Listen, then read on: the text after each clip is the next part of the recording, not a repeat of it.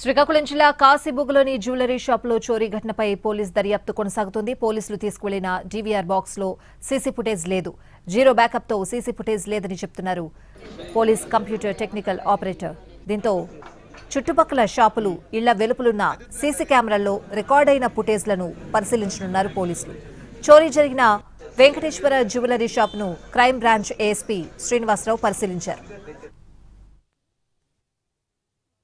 పలాస కాశీబుగ్గ పట్టణంలో ఏదైతే పట్టపగలు మనం చూడొచ్చు, ఏదైతే ఉన్నటువంటి శ్రీ వెంకటేశ్వర జ్యువెలర్స్ లో ఇది మెయిన్ గా ఏదైతే నిత్యం రద్దీగా ఉండేటటువంటి మార్కెట్ ప్రాంతం, ఇలాంటి చోట ఒక సినీ పక్కీలో పెద్ద ఎత్తున ఏదైతే రాబరీ అనేది జరిగింది. ఇది చోరీ కంటే రాబరీ అని చెప్పొచ్చు, ఎందుకంటే పెద్ద ఎత్తున ఒకేసారి వచ్చారు. ఏదైతే ఈ వెంకటేశ్వర జ్యువెలర్స్ ఉందో ఈ షాప్ లోకి వెళ్ళిన తర్వాత మొత్తం ఆయన్ని అరెస్ట్ చేస్తున్నామని చెప్పినటువంటి పరిస్థితి అయితే ఉంది.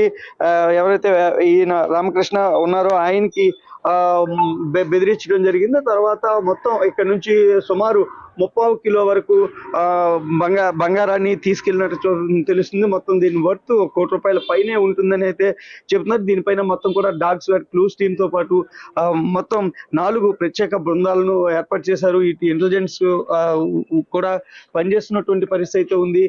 ముఖ్యంగా ఏదైతే ఉన్నటువంటి షాప్ లో ఉన్నటువంటి వృద్ధులు ఆయన్ని కొంత బెదిరించినట్టుగా తెలుస్తుంది. మొత్తం కూడా క్లూస్ అన్ని కూడా మొత్తం టీం సేకరించే పనిలో ఉంది. దీనిపైన దర్యాప్తు బృందాలు కూడా ముఖ్యంగా ఏదైతే దీనిపైన 4 దర్యాప్తు బృందాలను ఏర్పాటు చేశారు. వీళ్ళంతా కూడా దీనిలో భాగంగా మొత్తం ఏదైతే చర్చ్ ఆపరేషన్ కూడా ఈ చుట్టుపక్కల పరిసర ప్రాంతాల్లో కొనసాగుతున్నటువంటి పరిస్థితి కనిపిస్తుంది. ముఖ్యంగా ఏదైతే బంగారాన్ని ఇక్కడి నుంచి తీసుకువెళ్ళడం కానీ ఇంత ఏదైతే దీనిగా వీళ్ళు వ్యవహరించడం వెనక ఇక లోకల్ గా ఉండేటటువంటి టీమ్స్ కు సహాయం అందించారనే కోణంలో దర్యాప్తు జరుగుతుంది.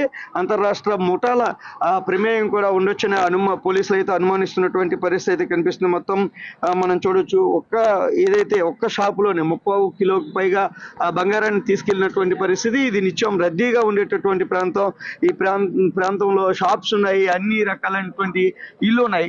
అర్ధరాత్రి కాదు, ఏదైనా షట్టర్లు తీసి పట్టుకెళ్ళడం కాదు, మొత్తం ఒకేసారి రావడం, ఒక పక్కా ప్లాన్ తోనే పోలీసులు అని చెప్పడం, ఉన్నటువంటి ఓనర్ ఎవరైతే ఉన్నారో ఆయనకి బేడీలు వేసిన తర్వాత ఆయన్ని భయభ్రాంతులకు గురి చేశారు పోలీసులు అని చెప్పారు. చెప్పిన తర్వాత మొత్తం ఏదైతే బంగారాన్ని తీసుకెళ్లారు, ఒక కార్ తో పాటు బైక్స్ తో కూడా వచ్చినట్టుగా మనకు తెలుస్తుంది.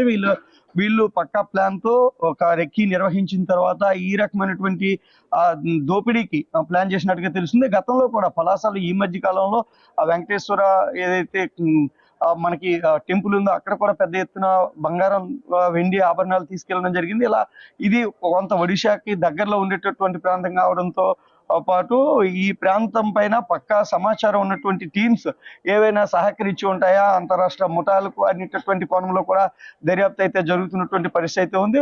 ఓవరాల్ గా చూస్తున్నట్టయితే ఒక భయాందోళన కలిగించేటటువంటి ఘటనగా ఈ పలాస కాశీబుగ్గ మున్సిపాలిటీలో ఇది నిలుస్తుందని చెప్పొచ్చు. పట్టపగలు ఎలాంటి భయం భీతి లేకుండా పోలీసులు అని చెప్తూ ఉన్నటువంటి ఏదైతే బంగారం షాప్ యజమానికి బేడీలు వేస్తూ ఒక సినీ పక్కీలో ఇలా చోరీ చేయడం పైన సర్వత్రా కూడా ఒక భయాందోళన అయితే పలాస పట్టణంలో నెలకొన్నటువంటి పరిస్థితి ఉంది. కెమెరా పర్సన్ సురేష్ తో విఎస్ నాయుడు, ఎన్టీవీ.